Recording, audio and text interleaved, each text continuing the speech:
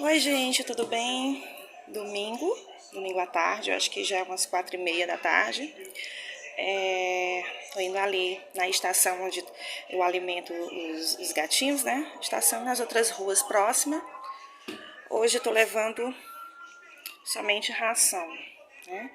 Tem um pouco sachê, dou para alguns gatos, né? Infelizmente não tem como dar para todos, né? Ontem eu levei fígado também, né? E eles comeram fígado, alguns comeram sachê, outros comeram fígado e ração, né?